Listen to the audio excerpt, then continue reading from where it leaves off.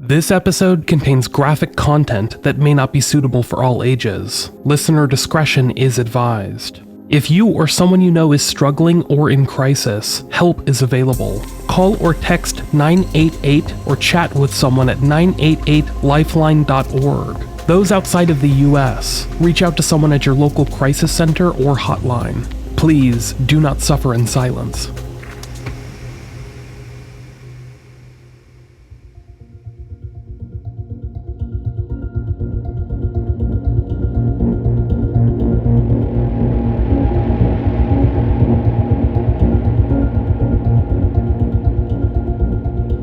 Clear, star-studded night sky stretched over the Mapimi Desert in northern Mexico. In the early hours of July 11th, 1970, that silence was shattered. Without warning, a US Athena test rocket, launched hundreds of miles away in Utah, streaked off course and slammed into the remote desert. Tracking stations had lost contact with the wayward missile as it vanished beyond the horizon, leaving officials briefly baffled as to where it had gone. At daybreak, recovery teams descended on the crash site, only to find their radio calls home crackling into static. In this barren patch of cactus and scrub, normal signals seemed to die in the air. It was as if the desert itself refused to give up its secrets. Rumors would soon spread of an eerie, silent zone around the impact site, a place where radios fell mute and compasses spun astray. A local rancher watching the American convoy arrive could only marvel. Something strange had awoken in the desert. The zone of silence had announced itself to the world.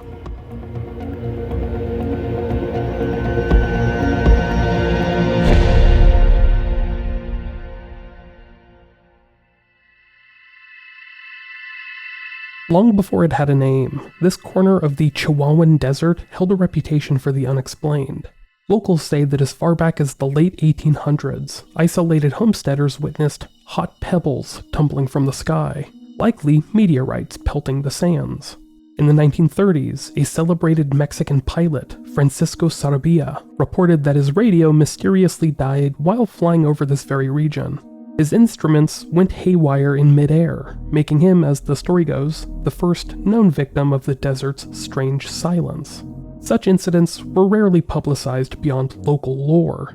The area itself, near the Bolson de Mapimi, a vast basin overlapping the states of Durango-Chihuahua and Coahuila, was sparsely populated and seldom visited. Its landscape was an intimidating expanse of sun-baked earth and distant mesas, once an ancient seabed of the Tethys Ocean that left behind abundant salt flats and marine fossils. It wasn't until the 1960s that the Zone of Silence truly entered public consciousness. In 1966, Mexico's state oil company Pemex sent a team of engineers to survey this desert for drilling sites. As the story goes, the expedition's leader, Augusto de la Peña, found himself grappling with a persistent radio failure. Out of frustration and awe, he christened the area La Zona del Silencio, aka the Zone of Silence. Word of De La Peña's silent airwaves slowly made the rounds. Among scientists and adventure seekers, whispers grew of a geographic oddity on the Trino Vertex, where the three state borders meet.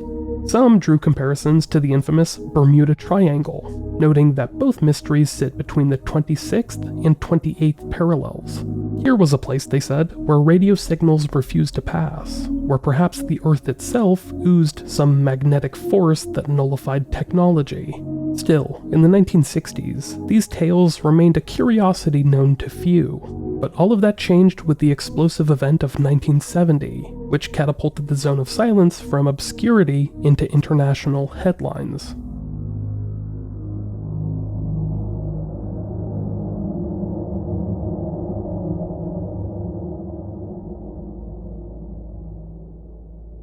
Just before 2 a.m. on that summer night in 1970, the tranquil desert sky erupted into an otherworldly display. An Athena RTV rocket, launched from Green River, Utah, was supposed to arc harmlessly back to ground at White Sands, New Mexico. Instead, it went rogue, streaking south over the Mexican border.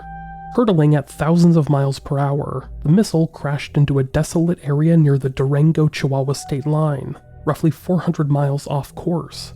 It carried 2 small canisters of the radioactive element cobalt-57 intended for scientific experiments. In the aftermath, a joint Mexican-US recovery operation scrambled to secure the debris and any contaminated soil. American officials, uneasy about an international incident, descended on the impact zone with urgency and secrecy. What happened over the next few weeks became the fodder for legend. The famous rocket engineer Wernher von Braun himself arrived to supervise parts of the recovery. Locals watched, astonished, as fleets of trucks and even bulldozers rumbled into the desert. Under tight security, crews built a 16-kilometer makeshift rail line across the sands to haul out wreckage from the remote crater. Temporary dormitories, labs, kitchens, an entire base camp sprang up almost overnight. For nearly a month, the usually empty landscape buzzed with activity. Over 300 Mexican workers were enlisted to help the Americans dig up pieces of the 5-story rocket and shovel up tons of irradiated soil. By the time late August rolled around, the task force had scoured the crash site clean. They left no obvious trace. The crater was filled in, the rails pulled up, the desert surface restored to its natural hush. Yet, that intense period of secrecy and labor did not go unnoticed by those who lived on the desert's fringes. To nearby villagers and ranchers, the scene was utterly surreal. US helicopters thumped overhead, men in strange protective suits combed the ground, armed soldiers guarded the perimeter. Naturally, speculation ran wild. Why here? What was so special about this place that drew a wayward rocket? Under orders to keep curious onlookers away, American and Mexican officials offered minimal explanations, further feeding local suspicion. One local man, known as Jaime, had been hired as a captain to watch over the crash debris. Jaime quickly realized that this bizarre event had given the region an aura of importance, and he rather enjoyed the attention and the money it brought to him. After the foreigners departed with their rocket pieces, Jaime became an enthusiastic storyteller. He eagerly fanned the flames of rumor, suggesting that something uncanny in the desert had caused the rocket to fall from the sky. Perhaps, he hinted, powerful magnetic forces or otherworldly influences in that desert were at work. Other landowners in the area, sensing an opportunity, echoed the sentiment that this was no ordinary wasteland. Within months, fantastical claims about the Mapimi crash site began to take shape. Intriguingly, it wasn't the last time strange objects rained down here. A few years later, locals recalled, a large piece of a US Apollo program rocket allegedly broke apart over the same region. And US documents from the era show that a Saturn booster did fragment and fall in Mexico in the early 1970s, lending some credence to this tale. To residents, it seemed beyond coincidence. 2 major space incidents in short succession, both touching this remote patch of desert. In the public imagination, the zone of silence was now cemented as a place of mystery and danger. Mexico's news media carried sensational headlines about Mexico's Bermuda Triangle. And in the wake of the Athena crash, both Mexican and American authorities were said to have dispatched scientists to investigate whether some natural anomaly lurked here. By the mid-1970s, the Zone of Silence's eerie reputation had taken on a life of its own. From the 1970s onward, the Zone of Silence became a magnet for bizarre reports. The initial rumors sparked by the missile incident evolved into an endless amount of tales that added to the local lore, including UFO anecdotes and paranormal claims. First and foremost were the tales of malfunctioning communications. Travelers would later claim that upon entering the zone, their car radios faded to nothing, and two-way radios or walkie-talkies fell dead. Even the voices of companions a short distance away would allegedly not carry, as if swallowed by a cone of silence. These silent patches were said to wander unpredictably. A person might be standing in one, utterly unable to pick up a signal or even hear someone shouting a few yards off, while a step or two away sound and radio came back. Though there was no real hard evidence of these effects, the legends of intermittent dead zones persisted, giving the region its ominous name. Along with radio failures came stories of navigational oddities. Compass needles were reported to spin wildly or point in the wrong directions, as if huge deposits of iron under the sand were tugging at them. Electronic equipment, people said, could go haywire for no obvious reason. The belief took hold that strong magnetic fields or subterranean minerals were distorting the very laws of physics here. Some blamed the rocket crash on those forces. suggesting that the Athena missile had been drawn off course or its guidance disrupted by the zone's magnetic anomalies. Others speculated that the atmosphere above the desert might be peculiar, perhaps creating a kind of radio interference or ionospheric mirror that causes signals and rockets to go astray. There was no scientific proof of any such effect, but in the stories swapping around campfires, the Mapimi Desert became a place where compasses and rockets alike both seemed to lose their way. Nighttime brings some of the most frequently recounted phenomena. Under the desert's ink-black skies, witnesses have described strange lights dancing on the horizon and in the air. On many occasions, glowing orbs or light spheres have been seen flitting above the scrubland. Ranchers tell of brilliant fireballs streaking across the sky, sometimes silently, other times with a thunderous boom. Remarkably, 2 large meteorites fell on the same nearby ranch in 1938 and 1954, and another spectacular meteorite exploded over the region in 1969, showering the area with fragments. It's no wonder people began to feel like this land attracted rocks from the heavens. Some nights, locals say, an eerie glow can be observed rolling down the distant hills, like ignited tumbleweeds of flame. Whether these are just meteorites and their after effects, or something more mysterious, these visual displays have fueled the zone's otherworldly aura. Those who venture out into the dark speak in hushed tones of seeing the sky open up with unexplainable lights. The strangest stories to emerge from the zone of silence involve encounters with beings not of this world, or at least not of this locality. Over the years, numerous witnesses, from ranch families to passing motorists, have reported chance meetings with enigmatic strangers. These visitors are often described as tall, blonde, and blue-eyed, speaking perfect Spanish in polite, quiet tones. They appear suddenly out of the empty desert, sometimes in moments when travelers are lost or in distress. One account tells of a family whose truck broke down under the punishing sun.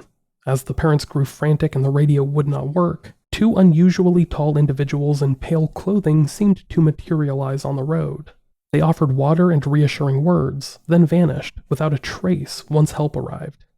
Geraldo Rivera, no, not the one you're thinking of, a UFO investigator from Chihuahua, has collected many such testimonies. He noted, "People often get lost in the zone. When this happens, sometimes tall, blonde beings appear out of nowhere."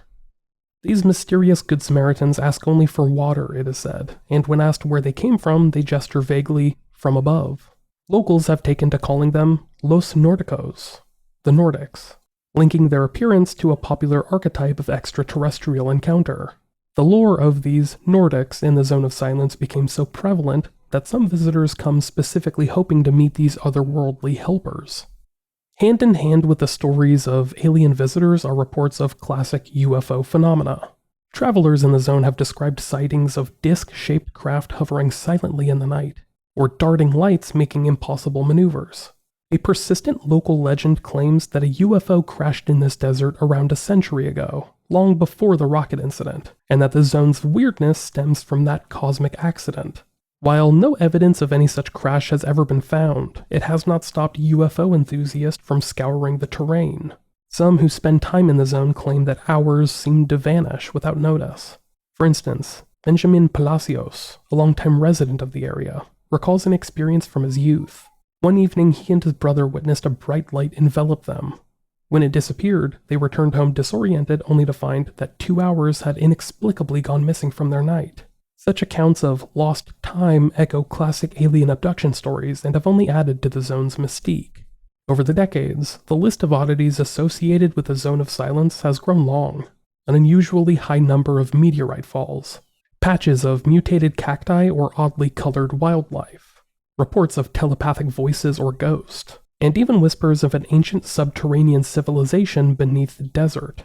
As outlandish as many of these claims are, they have all found a home in the legend of the zone. The unending mystery of this place lies in how seamlessly real scientific intrigue, such as meteorites, lost rockets, magnetic geology, has woven together with folklore, aliens, ghosts, and time warps, to create something that captivates the imagination. Now, we're going to pause for just a moment to hear a word from the sponsors that support this show. In the face of so many wild claims, scientists from Mexico and abroad have taken a closer look at the Zone of Silence. Not long after the 1970 missile recovery, the Mexican government recognized the need to study and protect this unique desert ecosystem. In 1977, they established the Mapimi Biosphere Reserve, which encompasses the Zone of Silence at its heart. A permanent research station was built, and over the years it has hosted biologists, geologists, and ecologists from around the world. Officially, their mandate was not to hunt UFOs or debunk any paranormal tales, of course, but rather to understand the desert's flora, fauna, and geology. Unofficially, though, many were curious to see if there was any truth to the zone's mysterious reputation. From a scientific standpoint, the results have been decidedly ordinary, even disappointingly so for mystery seekers. Researchers who conduct fieldwork in the reserve report they have never encountered unusual radio interference.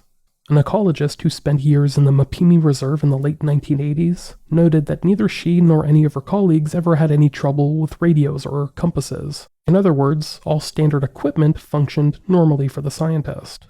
When outsiders claimed that their walkie-talkies would not work, researchers suspected that those people may have simply been out of range or using faulty gear. Similarly, detailed magnetic surveys of the area have found no anomalous readings beyond the expected variations from local iron-rich minerals. There are magnetite deposits in the soil, as well as abundant meteorite fragments with high iron content, but nothing strong enough to disrupt a compass at short range in any extraordinary way. In fact, scientists point out that if the zone genuinely nullified radio transmissions, the reserve's own communications would be crippled, which has never been the case. So what about the famed mutations of plants and animals? The Biosphere Reserve has given botanists and zoologists the chance to catalog an impressive array of life in this desert. They have identified over 400 plant species, many uniquely adapted to the salty, arid soil, and have documented over 200 types of birds and 36 species of reptiles thriving in this harsh environment. Among these is the iconic bolson tortoise, North America's largest land reptile. And indeed, some of these tortoises display unusual shell patterns like triangular markings. But far from being products of cosmic radiation or genetic mutation, scientists say that these traits are natural variations seen in a healthy population. Similarly, a certain prickly pear cactus in the region turns a striking purple hue during droughts, which early visitors thought was a bizarre mutation but is actually a normal stress response of the plant. In short, every purported anomaly in local wildlife has had a down-to-earth explanation once studied. The desert ecosystem here is exceptionally rich and distinctive, but it doesn't seem to be supernatural. If anything, the real scientific marvel of the Zone of Silence is how many endemic and rare species it does harbor, having evolved under extreme conditions of an ancient seabed turned desert. But that isn't to say scientists have ignored the paranormal claims entirely. Out of curiosity, some have tagged along with TV crews or independent investigators to test the legends. These studies have been informal but illuminating.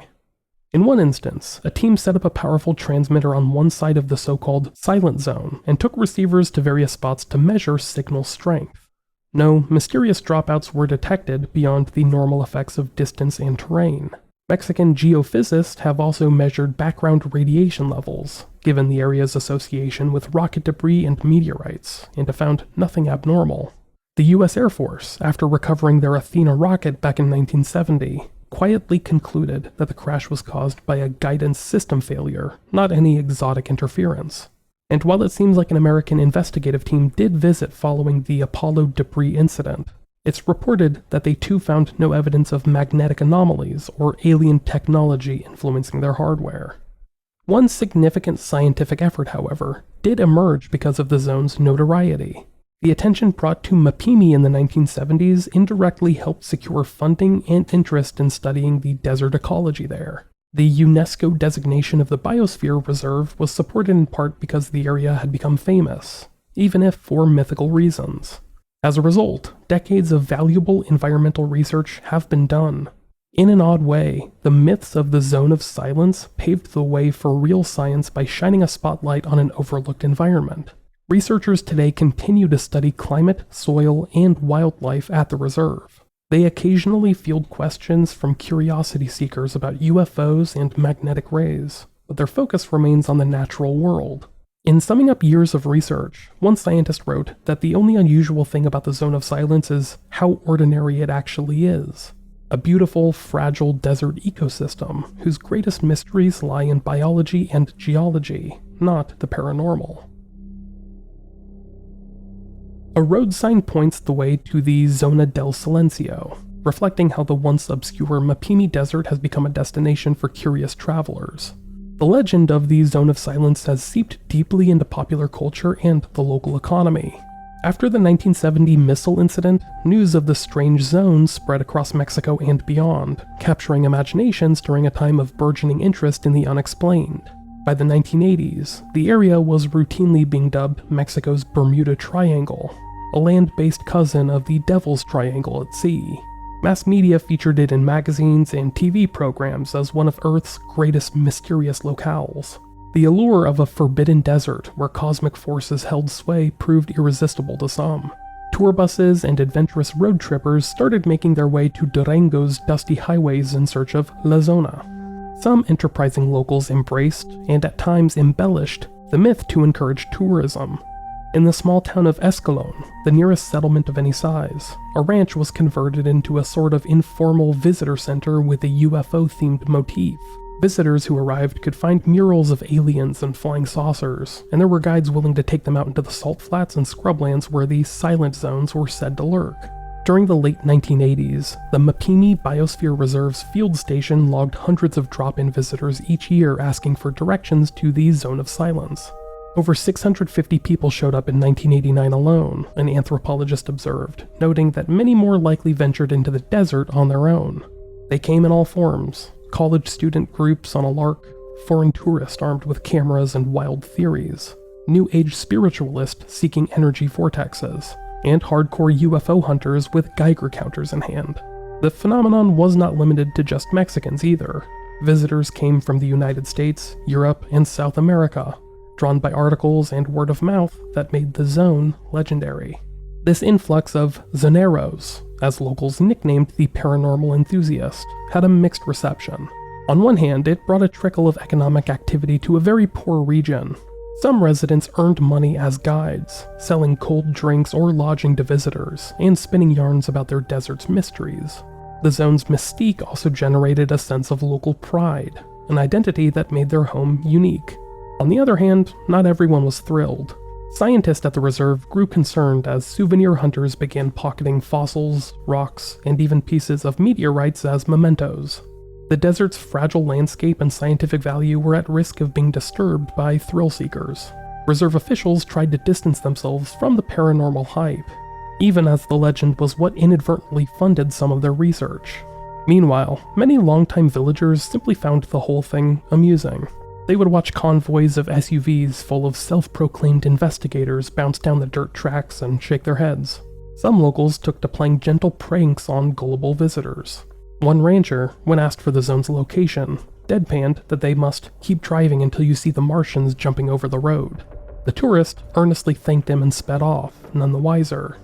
Another field station worker, cornered by insistent travelers asking where exactly the silent zone was, could only chuckle and say, "You're never gonna get there." The locals knew that in a landscape this vast, a zone could be anywhere you want it to be. Throughout the 1990s and 2000s, the Zone of Silence maintained a steady presence in the alternative tourism and media circuit. It has been featured on paranormal TV specials, in books about Earth's mysterious places, and endless online articles. The legend evolved with the times.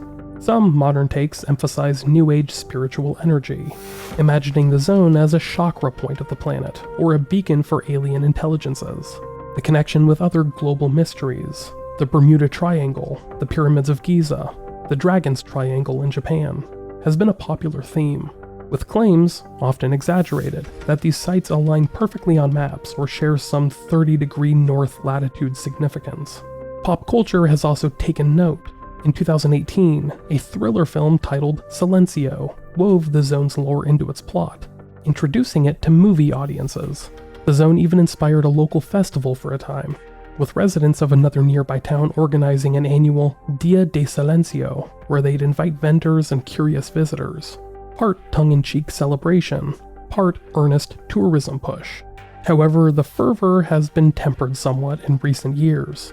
Northern Mexico has faced rising security issues over the past 2 decades, which has made casual tourism in remote deserts less popular than before. The once frequent hordes of llaneros have dwindled to a trickle. Benjamin Palacios, one of the region's biggest promoters of the legend, laments that fewer people now venture out, but he remains optimistic. His family ranch, which lies within the zone, still welcomes the odd intrepid traveler. Palacios dreams of building a full-fledged tourist mecca dedicated to the zone's mysteries, complete with cabins named after planets and guided night tours for UFO spotting. Indeed, a green road sign on the highway now proudly points the way to Zona del Silencio, a testament to how this once-forgotten desert has put itself on the map. Love it or laugh at it, the Zone of Silence has become part of the cultural heritage of the region. More after the break.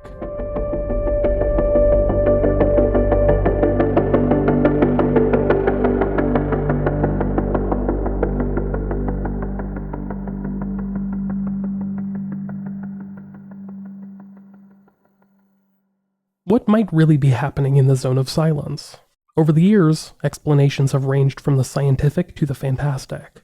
On the speculative end, some propose that the zone sits at a confluence of cosmic or geophysical forces. One popular theory attributes the anomalies to large deposits of magnetite, or lodestone in the ground, which could create localized magnetic fields strong enough to disrupt compasses and radios.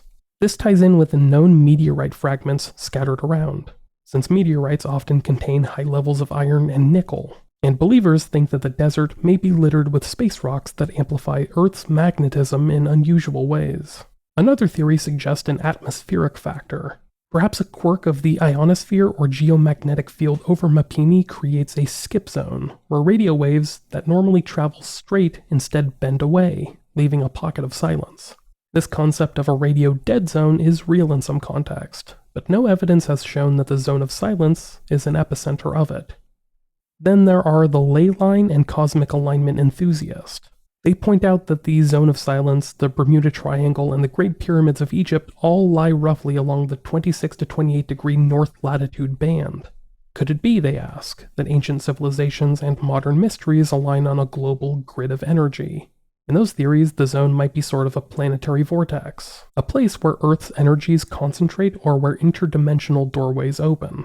Such claims are virtually impossible to prove, but they have a certain romantic appeal. A fringe group in the 1980s even suggested that an ancient extraterrestrial base or a lost civilization lies beneath the desert, emitting radiation or magnetic waves that confuse technology. Every imaginative idea you could think of, from UFO beacons to secret government experiments, has at some point been proposed to explain the zone's legend. These theories, while there's no evidence to support them, thrive in books, late-night radio shows, and internet forums, keeping the zone's mystique alive. On the other side of the spectrum stand the skeptics and the scientists, who assert that there are simple explanations for pretty much everything. From their perspective, the Zone of Silence is a case study in myth-making and misinterpretation rather than an unsolved scientific puzzle. They note that northern Mexico's deserts are naturally remote and sparsely populated. Radios might seem to go silent simply because you're far from any broadcast source or a repeater tower. In the 1960s, for example, rural areas had spotty radio coverage, so an oil crew with a weak transmitter could easily believe something mysterious was afoot when their signals failed. Skeptics also point out that the Earth's magnetic field does have some subtle fluctuations, and iron-rich rocks can cause compass deviations, but these exist in many regions without giving rise to supernatural stories. No rigorous survey has ever identified abnormal magnetic readings in Mapimi beyond what's geologically expected. In short, nothing indicates that physical laws behave any differently here than elsewhere. So, what then sparked this legend? Many analysts believe that the answer lies in human psychology and local opportunity. The zone's supernatural reputation, by most accounts, developed in the 1970s directly after the Athena rocket crash. A massive cleanup with secrecy and foreign military personnel is bound to sow rumors in any rural community. Into that fertile ground, locals like Jaime and others planted the seeds of mystery, and we've seen those seeds grow in the decades since. As one science writer dryly noted, the truth of Mapimi is a lot more mundane than the myth, and that the legend was essentially invented by enterprising locals hoping to attract tourist dollars. Over time, the myth took on a life of its own, evolving and accruing new layers with each retelling. The Mexican government's establishment of a research station in the area a few years later inadvertently added fuel. Outsiders assumed, why build a lab there unless something is special about that spot? In reality, the timing was coincidental and related to environmental conservation, not aliens, but the perception remained. Even decades later, scientists working at the Mapimi Reserve have consistently reported normal conditions. Alleged mutant creatures are chalked up to misidentified species or natural variants. In essence, skeptics argue, the zone of silence exists mostly in the mind. It's a compelling story perpetuated by anecdote and media, rather than a reality backed up by empirical data. That said, not everyone is ready to dismiss the zone's mystique outright. Even some scientists admit that unexplained things can occur in isolated places, and our understanding of Earth's complexities isn't perfect. While no anomaly has been confirmed in Mapimi, the enduring allure of the zone lies in the possibility that perhaps something unusual could still be out there. It sits in that tantalizing intersection of science and folklore, a reminder that humans love a mystery even when the facts point elsewhere. As one local put it with a grin on their face, I don't believe in any nonsense, but I'll keep an open mind. Out here, who knows? In the zone of silence, believers and skeptics continue to trade theories, one side citing magnetic maps, and the other side citing personal encounters. And so the debate, as well as the legend, lives on.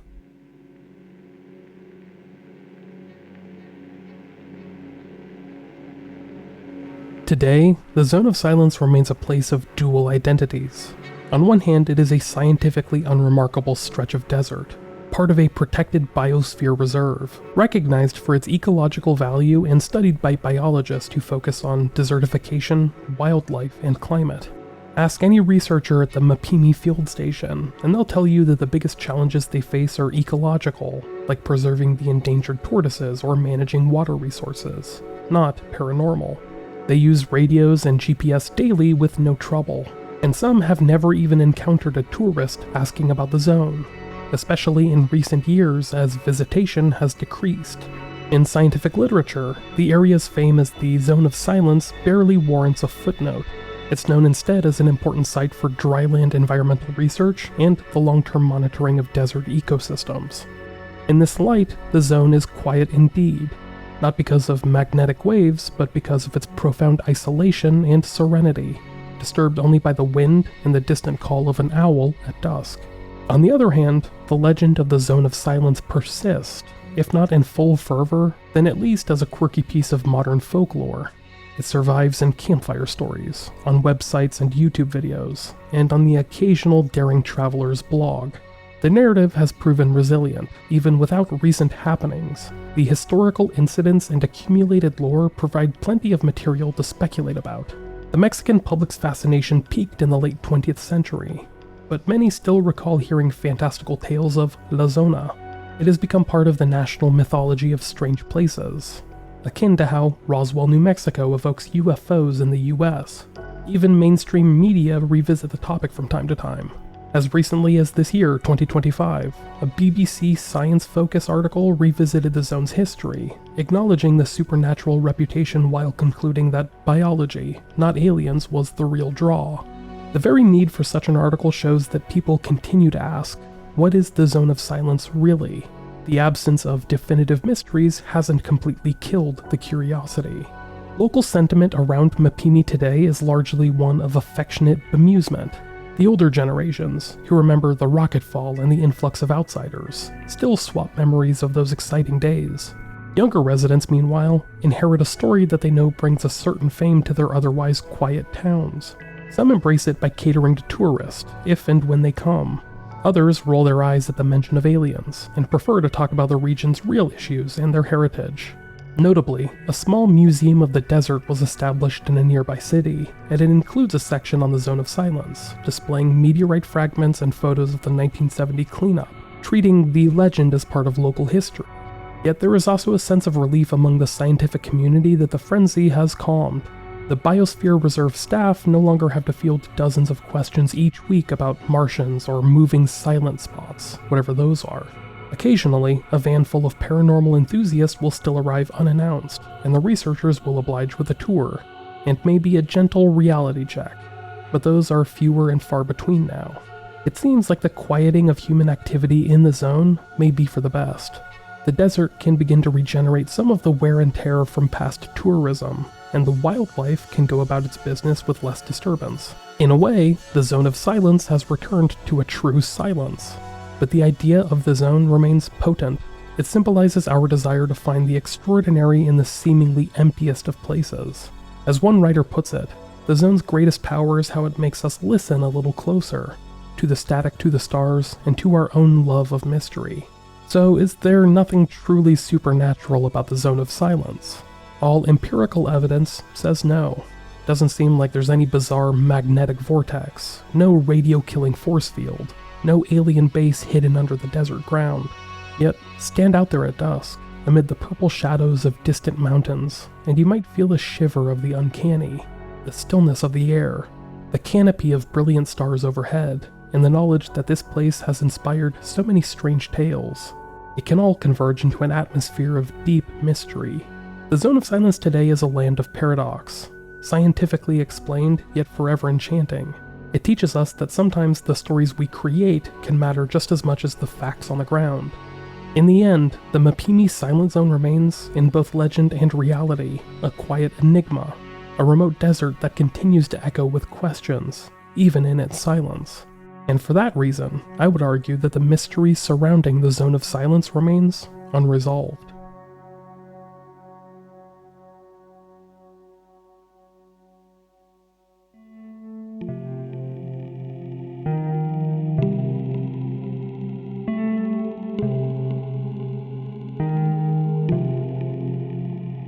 Thank you all for listening to Unresolved.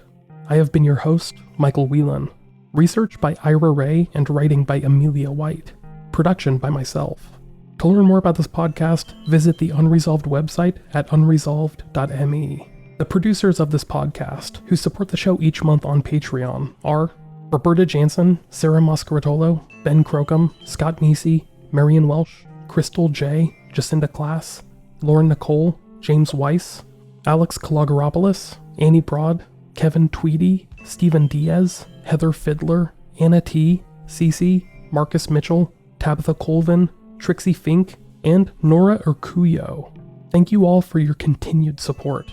I still can't believe we are inching ever closer to the 10-year mark of the show, and coincidentally, our next episode will be the 300th full-length podcast. I'm planning on covering a pretty big story, one that has been as requested as any other since this show got started back in 2015. But I'd like to hear your thoughts. What story do you think I'm covering? Let me know through email, text, voicemail, or DM. I'd really like to hear your thoughts. Thank you all once again for listening. Now I gotta go take care of that baby that you might hear crying in the background. But until next time, I hope you all stay healthy, stay active, and stay safe. Take care.